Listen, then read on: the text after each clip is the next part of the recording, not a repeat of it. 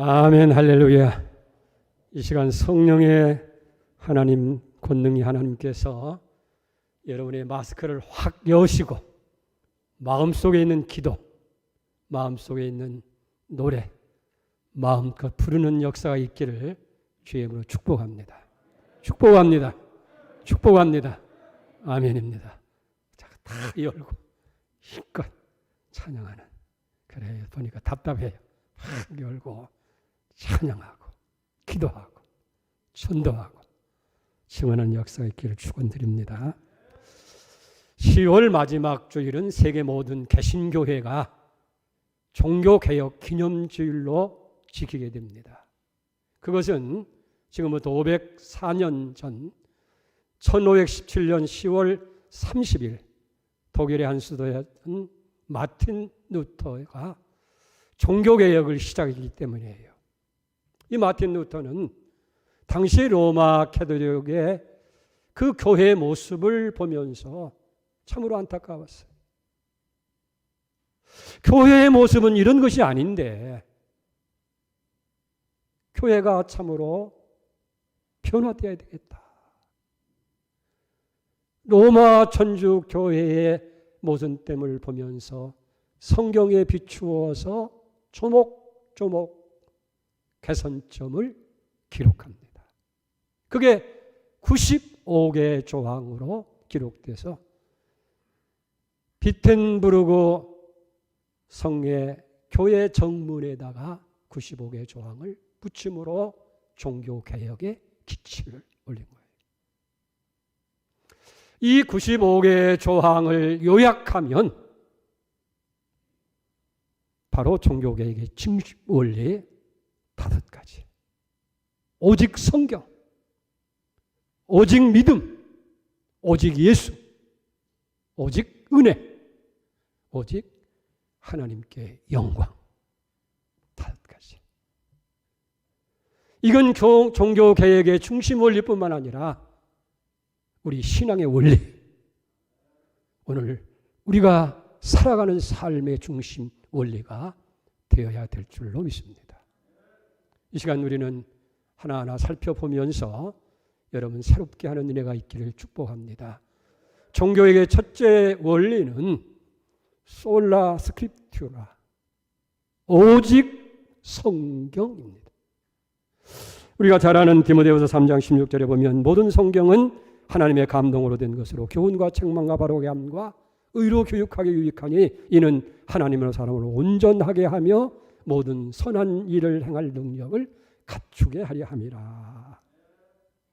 이 성경은 우리 신앙생활뿐만 아니라 모든 삶의 기준이 되고 중심이 되는 것, 그게 성경이에요. 성경은 우리의 모든 행위와 이 신앙의 유일한 법칙이 되는 것이 바로 성경 말씀이에요. 그렇기 때문에 종교개혁의 첫째 원리는 성경으로 돌아가자. 성경 말씀대로 살자는 운동.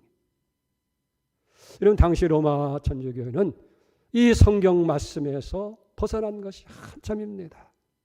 몇 가지 예를 든다고 보면 유일하신 우리의 신앙의 원리와 법칙이 되어지는 이 하나님의 말씀을 당시의 어떤 전통이나 그리고 전해 오는 어떤 유전이나 교황이 선포하는 포고나 칙령, 그리고 종교회의에서 결의된 결의나 또 결정을 성경과 동일하다라고 권위를 동일하게 하는 거예요.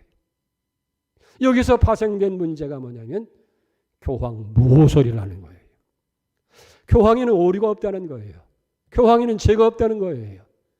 교황은 그가 하는 행위나 모든 말이 전부 다 오류가 없다고 이렇게 가르치는 거예요.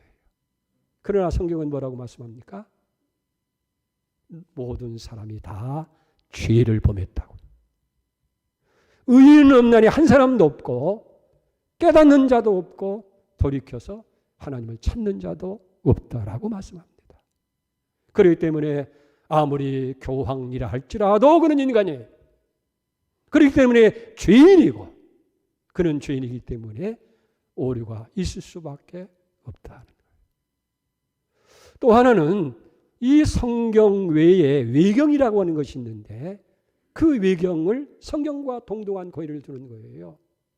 다시 말하면 오늘 우리가 유일하게 인정하는 것은 구약 39권, 신약 27권, 성경 66권만이 하나님 말씀으로 우리가 받아들이고 믿고 있는데 그 외에 외경이라는 것이 있어요.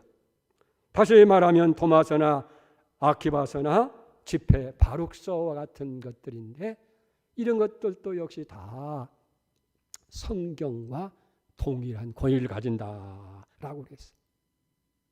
뿐만 아니라 그 당시의 평신도들은 성경을 가질 수가 없어요. 이 성경을 갖게 되어지면 큰 죄인 취급을 받게 됩니다. 또 설사 성경이 있다 할지라도 읽을 수가 없어요. 성경이 라틴어로만 되어 있기 때문에 전문적으로 공부한 사람 외에는 성경을 읽을 수가 없어요. 여러분, 우리말로 성경이 번역돼서 읽을 수 있다고 하는 것은 은혜 중에 은혜예요. 축복 중에 축복이에요. 그래서 저들이 알 수 있는 것은 교황청에서 발행한 요리 문답서를 읽고 그대로 행하는 것 전부였다 하는 거예요. 그렇기 때문에 이 루터는 이건 잘못됐다. 우리의 모든 신앙과 행위의 유일한 법칙이 성경인데 어떻게 성경을 벗어나서 다른 것으로 우리의 삶의 규정을 지을 수 있느냐? 이거 아니다. 그래서 성경으로 돌아가자. 성경 말씀대로 살자 하는 거예요. 자, 그렇다면 성경으로 돌아가는 말이 뭐예요?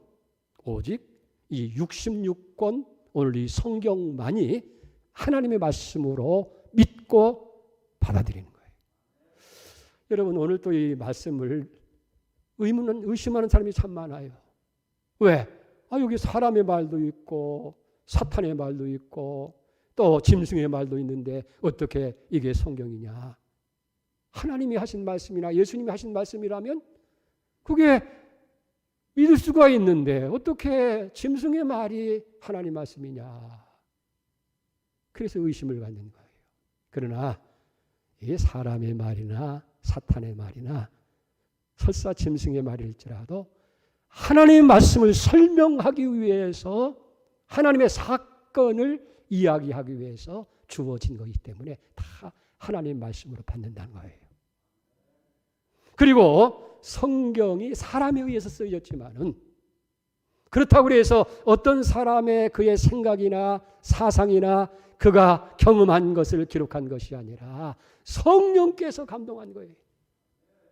그래서 성령이 우리에게 감동해서 생각을 주시고 이념을 주시고 또 우리에게 말씀을 주셔서 기록한 것이 성경이다. 성경으로 돌아가자는 말은 하나님 말씀으로 믿어야 된다는 거예요. 두 번째는 이 성경만이 신앙과 행위에 대한 정확하고 유일한 법칙인 동시에 모든 이치와 사물을 판단하는 절대 기준, 그게 성경이라는 거예요. 그래서 성경을 라틴어로는 캐논이라 이렇게 불러요. 캐논이란 말은 뭐냐면 자막대기라 그래요. 성경을 자막대기라. 왜 성경을 자막대기냐면 여러분 자가 하는 일을 알죠? 이게 기르냐 짧으냐 하는 것을 하는 것이 자고 이것이 올바르냐 굽어져 있느냐 하는 것을 자막대기를 갖다 대야 보할 때 하는 거예요. 그렇기 때문에 모든 이치와 사물의 판단 기준이 성경 말씀, 유일하게 성경이라는 거예요. 어떤 과학의 이론이라든지 산술이나 기하학적인 것에 의해서 결정되는 것이 아니라 오직 하나님 말씀만이 인생의 모든 문제, 세상의 모든 문제를 판단하는 절대 기준이 성경이 되어야 된다. 이걸 믿는 거예요. 그래서 요한계시록 4장 18절에 보면 내가 이 두 말의 예언의 말씀을 듣는 모든 사람에게 증언하니 만일 누구든지 이것들을 외에 더하면 하나님의 두루마리에 기록된 재앙을 그에게 더하실 것이요, 만일 누구든지 이 두루마리의 예언의 말씀에서 제외해 버리면 하나님이 이 두루마리에 기록된 생명나무와 거룩한 성의 참여함을 제외해 버린다. 더하든지 빼면 어떻게 돼요? 저주가 임하고 더 나가서는 천국에 들어갈 수 없다. 엄청난 얘기를 하는 거예요. 그렇기 때문에 종교 개혁의 첫째 원리는 성경으로 돌아가자. 성경으로 돌아가자는 말은 성경을 하나님 말씀으로 믿자는 거예요. 성경을 내 삶의 인생의 모든 판단 기준, 절대 기준으로 여기자 하는 거예요. 말씀으로 하나님은 천지를 창조하시고, 이 말씀으로 세상을 거룩하게 하시고, 이 말씀으로 지금도 세상을 다스리고 있는 거예요.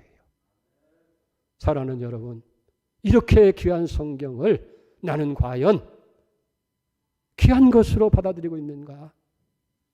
얼마만큼 이 성경에서 말씀하시는 그 말씀의 귀를 기울이고 우리가 순종하고 살고 있는지, 이 귀한 시간에 다시 한번 점검하는 복된 시간이 되기를 축원드립니다. 오직 성경. 두 번째 원리는 솔라 휘데, 오직 믿음. 이 구원은 오직 믿음이라는 거예요. 여러분, 우리가 여기서 하나 짚고 넘어갈 거 있어요. 인생의 삶의 목표가 뭐라고 생각합니까? 여러분, 뭐를 위해서 살아가는 거예요? 이 땅에서 살아가는 삶의 목적이 뭐 잘 살고 출세하고 성공하는 것이 아니에요. 가장 중요한 것은 우리가 죄와 죄값으로 인한 하나님의 심판에서 해방되어서 구원받고 천국 가는 거예요. 아멘입니까? 이 땅에서 좀 잘 살 수도 있고 못 살 수도 있고 원하는 것을 이룰 수도 있지만은, 그러나 우리의 궁극적인 목적은 천국 가는 거라 그 말이에요. 그렇기 때문에 예수님께서 첫 복음의 외침이 마가복음 1장 15절이면 때가 찼고 하나님 나라가 가까웠으니 회개하고 복음을 믿어라. 복음이 뭐예요? 오늘 로마서 1장 17절에 보면은 복음에는 하나님의 의가 나타나서 믿음으로 믿음에 이르게 하느니 오직 의인은 믿음으로 말미암아 살리라 함과 같으니라. 이 복음 속에 하나님의 의가 나타난 거예요. 그리고 이 복음은 16절에 보면 구원을 주시는 하나님의 능력이라는 거예요. 그럼 복음이 뭐냐? 복음은 예수 그리스도가 복음이에요. 왜 예수가 복음이냐면, 예수님께서 사람이 돼서 이 땅에 오신 목적이 뭐예요? 사람이 돼서 이 땅에 오셨고, 이 땅에 오셔서 유일한 일은 우리를 죄에서 구원하시기 위해서 예수님의 십자가에서 우리의 죄를 대신해서 대속의 피를 흘리시고, 그리고 구원을 만들어 주신 거예요. 그렇기 때문에 복음이라고 하는 것은 바로 예수님이 우리를 위해서 이 땅에 오셨고, 예수님이 십자가를 통해서 우리의 죄 문제를 해결했고 구원을 완성해 주셨는데, 누구든지 예수를 믿으면 다 구원받는다. 이게 복음인 줄로 믿습니다. 그래서 에베소 2장 8절에 너희가 그 은혜에 의해서 믿음으로 구원을 받았으니 이것이 너희에게서 난 것이 아니라 하나님이 값없이 거저주시는 선물이다. 그런데 당시 로마 천주교에서는 잘못 해석하고 잘못 가르쳤어요. 인간의 죄를 교회가 해결할 수 있다는 거예요. 무슨 얘기냐고 하면, 교회 안에 있는 신부나 사제가, 그리고 교황청의 교황이 고해 성사를 통해서 인간이 그 앞에 가서 죄를 자백하면 다 듣고 됐다, 이제 내 죄가 사했다, 그래서 죄를 사해 주는 것으로 그렇게 아는. 어디 인간이 인간의 죄를 사할 수 있어요? 예수의 피밖에. 십자가의 예수의 보혈밖에 우리의 죄를 해결할 길은 없는 거예요. 뿐만 아니라 면죄부라는 걸 팔아요. 면죄부. 내용은 다 이야기할 수 없지만 거기에 내 죄가 다 사해졌느니라. 그리고 교황의 도장이 꽝 찍혀 있는데 그걸 돈 주고 사면 죽어서 지옥에 가는 사람도 천국에 가는 거예요.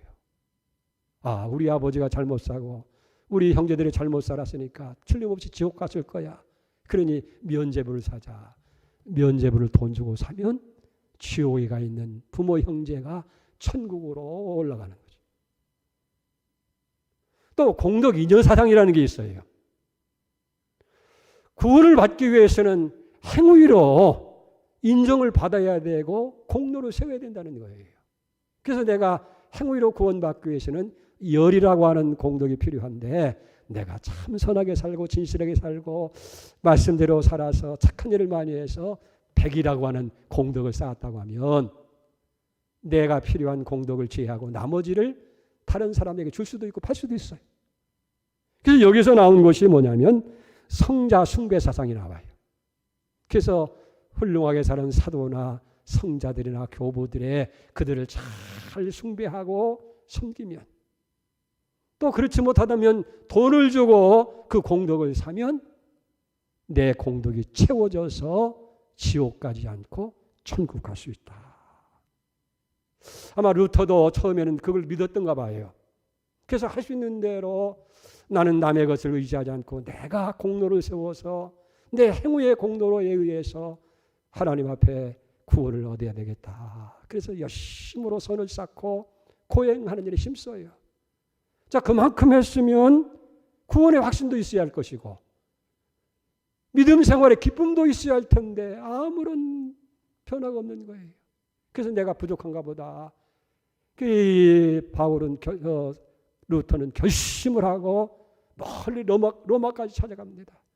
베드로 성당에서 잘 종탑 꼭대기까지 이게 551계단이 되는데 그걸 무릎으로 기어 올라가면서 회개하고 주님을 찾고 고행을 하는데 그런데도 이상하게 구원의 감격이 확신이 생기지 않는 거예요. 루터는 낙심을 합니다. 무엇이 문제고 무엇이 잘못됐을까? 나는 하나님께 버림받은 사람인가? 내가 이렇게 평생을 애쓰고 수고했으면 그저 구원에 대한 조그만 감격도 떨림도 있어야 할 텐데 전혀 무감각. 그런 고민 속에서 어느 날 로마서를 묵상하는 가운데에 로마서 1장 16절 17절 말씀이 확 마음속에 들어오는 거예요. 자, 어떤 말씀 보십시다. 내가 복음을 부끄러워하지 않으니 복음은 모든 믿는 자에게 구원을 주시는 하나님의 능력이로 유대인에게요 헬라인에게도 그리고 이 복음 속에 하나님이 나타나서 믿음으로 믿음에 이르게 하나니 기록된 바 오직 의인이라고 하는 것은 믿음으로 말미암아 된다. 확 깨달음이 왔어요. 그렇구나. 구원이라고 하는 것은 행위에 의해서 이루어지는 것도 아니고 어떤 공적을 쌓아서 이루어지는 것이 아니라 하나님의 은혜로 값없이 주시는 성령 그리스도 안에서 이루어진 그 하나님의 의로 말미암아서 그걸 내가 믿음으로 구원에 이르구나 깨닫게 된 거예요. 다시 말해서 하나님이 우리를 사랑하셔서 한 사람도 멸망받지를 원치 않으셔서 외아들 예수 그리스도를 이 땅에 보내시고 그 아들로 하여금 십자가에서 내가 해결하지 못하는 인간의 모든 죄를 대신해서 갚으시고 치르시고 피 흘려 주심으로 말미암아서 구원을 완성해 놓고 누구든지 이루는 이 구원을 받아들이기만 하면 믿기만 하면 구원을 얻게 되어진다. 8절을 다시 한번 보십시오.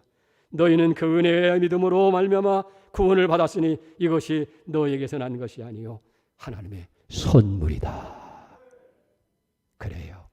하나님의 은혜로 믿음으로 말미암아서 우리가 다 구원을 얻었다. 이것이 루터가 깨달은 복음이고 오늘 성경이 우리에게 말씀하시는 거예요. 행위가 아닙니다. 선행이 아니에요. 나는 잘못 살았어도 예수님께서 십자가에서 이루는 그 복음, 그 구원 때문에 내가 지금 믿어서 구원을 얻는다. 그 말이에요. 그럼 여러분 하나 의문이 생길 거예요. 그러면 우리가 아무렇게 살아도 되나? 선행은 뭐야? 착하게 살 건 뭐야? 그거 필요 없어도 구원만 받으면 되는가? 여러분, 그리스도인의 행실이라고 하는 것은 어떤 공로를 쌓기 위해서 인정을 받기 위해서 하는 것이 아니라 나 같은 죄인이 영원히 지옥 형벌을 면할 수 없는 그런 진노의 자식이 예수님의 은혜로 구원받아서 천국 백성이 됐으니 하나님의 자녀가 됐으니 얼마나 고맙고 감사한 거예요. 구원에 합당한 삶으로 하나님 자녀답게 살려고 애쓰는 것이 우리 믿는 자의 행위이고 성실함인 줄로 믿습니다. 그렇기 때문에 구원은 예수를 믿음으로써 이루어지는 것이지 결코 인간의 공로나 행적에서 이루어지는 것이 아니다. 오직 믿음. 솔라 휘데 외친 거예요. 사랑하는 여러분, 이 오직 믿음은 단순히 구원에 가는 것만이 아니에요. 오늘처럼 우리가 코로나 팬데믹으로 인해서 삶이 위축되어지고 경제가 무너지고 여러분들이 많은 이 우리움 속에 그리고 불확실한 미래 때문에 불안해하는 여러분들 가운데서 살아갈 희망이 어디 있습니까? 의지할 여러분들이 밧줄이 뭐예요? 그게 믿음이에요. 하나님 말씀을 믿는 믿음이에요. 하나님의 사랑을 믿는 믿음이에요. 하나님의 은혜를 믿는 믿음이에요. 지금도 하나님은 나와 함께 하신다고 하는, 그리고 내 삶 속에서 하나님이 나와 동행하신다. 이 믿음이 그래요. 내 수고나 노력이 아니라 믿음으로 할 수 있더니 무슨 말이냐? 믿는 자에게는 능치 못할 일이 없느니라. 내 믿음대로 될지어다. 아멘. 이 믿음을 우리가 가져야 돼. 세 번째의 원리는 솔라 크리토스, 오직 예수. 사도행전 4장 12절입니다. 다른 이로서는 구원 얻을 수 없나니 천하 인간에게 구원 얻을 만한 다른 이름을 우리에게 주신 일이 없습니다. 예수가 우리의 모든 것의 원인이 되고 근원 뿌리가 되어지고 우리의 전부가 된다는 거예요. 우리가 착각하는 게 뭐예요? 예수님은 겨우 우리의 후원자나 된다든지 우리의 문제가 어려움이 있을 때 와서 해결해 주는 그런 분이 아니라는 거예요. 내가 내 인생의 주인이 돼서 내가 열심으로 계획하고 내가 열심히 노력하고 내 삶을 이끌어가다가 잘 될 때는 예수 없이도 살아갈 수 있지만 뭐가 문제가 생기고 잘못되어지면 예수님이 오셔서 해결해 주시는 그런 해결자 정도가 아니라 그 말이에요. 예수가 내 인생의 주인이 되시고 그 예수님이 내 삶을 설계하시고 내 삶을 계획하시고 내 삶을 섭리하시면서 이끌어 가시는 분이 예수라는 거예요. 그렇기 때문에 성경은 예수님이 모든 만물에 예수로 말미암아 존재한다는 거예요. 모든 만물이 예수로 존재한다. 골로새서 1장 16절에 보면 만물이 그에게서 창조되되 하늘과 땅에서 보이는 것들과 보이지 않는 것들과 왕권들이나 주권들이나 통치자리나 권세자리나 만물이 다 그로 말미암고 그를 위하여 창조되었고 또한 그가 만물보다 먼저 계시고 만물이 그와 함께 계셨느니라. 예수가 만물을 만드셨어요. 예수가 만물을 주관하시는 거예요. 예수가 만물을 존재하도록 역사하신다는 거예요. 뿐만 아니라 그 만물 속에 우리 인간도 예수로 말미암아서 존재되어지는 거예요. 예수님이 나를 창조하셨습니다. 나를 구원하셨습니다. 나를 하나님 백성 삼으셔서 하나님의 사람으로 살아가게 만드신다 하는 거예요. 그렇기 때문에 예수님은 선언합니다. 사람이 나를 떠나 살 수가 없다. 요한복음 15장 5절입니다. 나는 포도나무요 너희는 가지라. 그가 내 안에 내가 그 안에 있으면 사람이 열매를 많이 맺나니 나를 떠나서는 너희가 아무것도 할 수 없느니라. 여러분, 이것이 완전히 우리의 뇌리에 박히고 우리의 심장에 박혀야 돼요. 예수 떠나서는 아무것도 할 수가 없다고 하는 것. 예수는 나무고 가지기 때문에 가지가 나무를 떠나가면 말라 비틀어지고 열매도 맺지 못하고 아무것도 할 수 없어요. 예수가 근원이고 예수가 시작이고 예수가 전부다.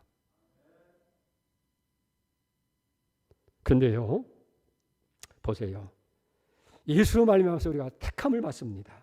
에베소 4절에 보면 창세전에 그리스도 안에서 우리를 택하사 우리로 사랑 안에서 그 앞에 거룩하고 흠없게 하시고 예수로 말미암아 죄 사함을 받습니다. 에베소 1장 7절 우리는 그리스도 안에서 그의 은혜의 풍성을 따라 그의 피로 말미암아 속량 죄 사함을 받고 예수로 말미암아 의롭게 되어지는 거예요. 로마서 3장 23절 그리스도 예수 안에 있는 속량 하나님의 의로로 값없이 의롭다 하심을 얻은 자 되었고 예수로 말미암아서 하나님의 아들이 되어 하나님 자녀가 에베소 1장 5절 그의 기쁘신 때로 우리를 예정하사 그리스도로 말미암아 자기 아들들이 되게 하셨고 예수로 말미암아 영생을 얻었습니다. 요한복음 3장 16절 하나님이 세상을 이처럼 사랑하사 독생자를 주셨으니 이는 그를 믿는 자마다 멸망하지 않고 영생을 얻게 하시리라. 우리를 택하셨어요. 우리 죄를 사하셨어요. 우리를 의롭다 하셨어요. 우리를 하나님의 아들들에게 하셨어요. 영생을 준 거예요. 누가? 예수가. 그렇기 때문에 오늘 성경은 그리고 루터는 오직 예수. 예수가 내 인생의 전부인 것을 믿으시기 바랍니다. 그 다음에 네 번째 원리는 솔라 그라티아. 오직 은혜라 하는 거예요. 에베소 2장 8절을 다시 봅니다. 너희는 그 은혜에 의하여 믿음으로 말미암아 구원을 받았으니 이것이 너희에게서 난 것이 아니요 하나님의 은혜다. 여러분, 우리가 신앙생활하면서 가장 많이 사용하고 듣는 용어가 뭐냐면 은혜라는 말이에요. 오늘 은혜 받으세요. 또는 다 하나님의 은혜죠. 그래요. 하나님의 은혜입니다. 성경에서 가장 많이 사용되는 신약성경에서 가장 많이 사용되는 단어가 은혜라는 단어예요. 신약성경에 무려 150번이나 기록되어 있어요. 그러니까 사실 우리 삶에서 믿음 생활에서 하나님의 은혜를 떠나서는 이야기할 거리가 없다는 거예요. 그러면 은혜가 뭐냐? 은혜라고 하는 것은 영어에서는 그레이스라고 하고 헬라 말은 카리스라고 해요. 히브리 말로는 헤세드라고 부릅니다. 그런데 여기서 말하는 성경에서 말하는 은혜라고 하는 것은 받을 만한 자격이 없는 자에게 값없이 거저주는 선물을 가리켜서 은혜라고 그렇게 이야기를 합니다. 그러니까 무슨 대가를 지불해서 얻는 것과 싹을 얻는 것과 반대되는 개념이 바로 은혜라는 거예요. 자, 다시 말한다고 한다면 우리 사람과의 관계는 어떤 관계 속에 이루어지냐면 늘 주고받는 관계예요. 부모 자식 간에도 그렇고요. 형제 간에도 그렇고요. 성도와 성도 사이에도 뭔가 주는 것이 있고 받는 것이 있을 때 관계가 형성되는 거예요. 그런데 하나님과의 관계는 하나님의 은혜는 그런 대가가 없이 아무 수고도 없는데 받을 만한 자격도 없는데 공짜로 거둬주는 것, 그것이 은혜다. 여러분, 그렇기 때문에요, 보세요. 우리의 모든 신앙의 출발이 은혜에서부터 출발해요. 하나님의 은혜가 있고서야 비로소 우리가 믿음의 길에 들어설 수 있고 하나님과의 관계를 맺을 수 있다 그 말이에요. 이 값없이 주시는 이 은혜, 카리스의 이 은혜.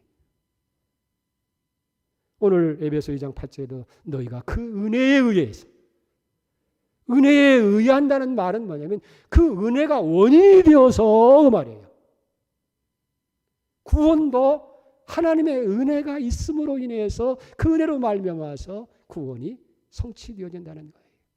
그러니까 하나님의 은혜가 우리 구원의 시작이 되고 우리 구원을 진행하는 것이 되어지고 우리 구원을 완성하는 것이 다 하나님의 은혜라.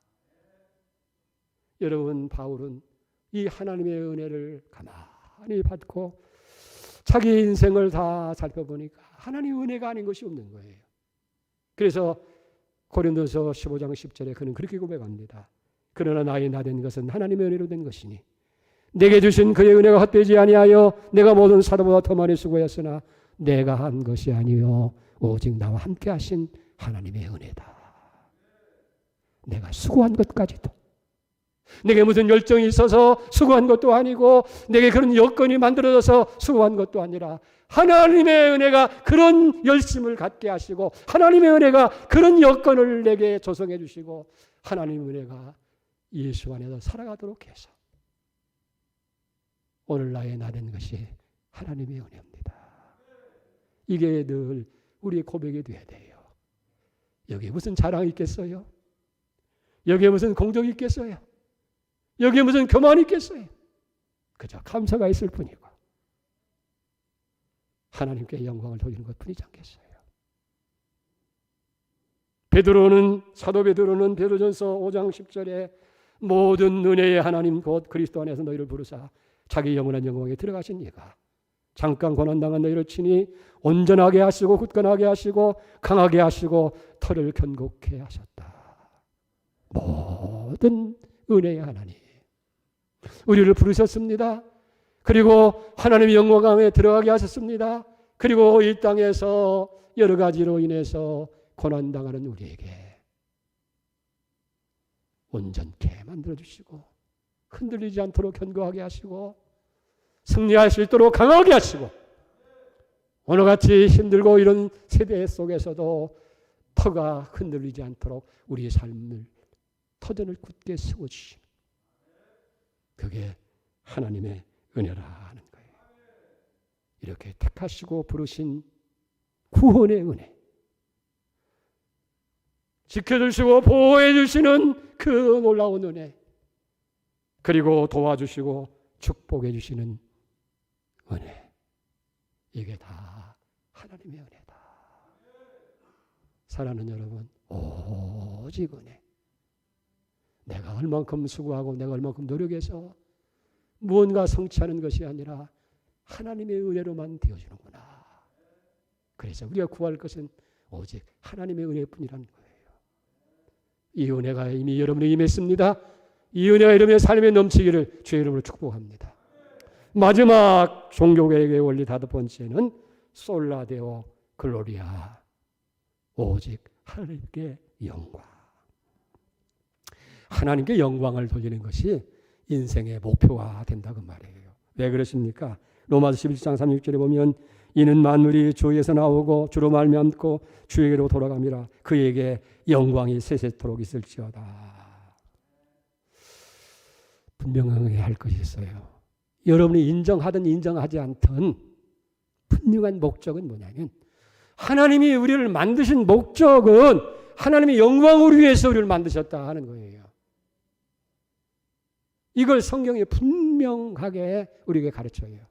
이사야 43장 7절에 보면 내 이름을 일컫는 부르는 자 또 내가 내 영광을 위하여 창조한 자를 내게 오게 하라. 내가 그를 지었고 내가 그를 만들었다.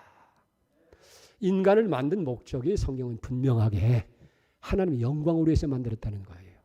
세상 모든 것이 다 목적이 있잖아요. 종은 울리도록 목적이 있고 마이크는 확장하기 위해서 만들어진 것처럼 그러면 사람은 뭐냐? 하나님의 영광. 그리고 동시에 우리가 살아가면서 어떻게 하나님의 영광을 돌릴 것이냐? 이사야 43장 21절에 보면 내가 나를 위하여 이 백성은 내가 나를 위하여 창조하였나니 나의 영광을 찬송하게 하려 함이라. 우리의 삶의 목적이 하나님을 찬송하는 데 있다는 거예요.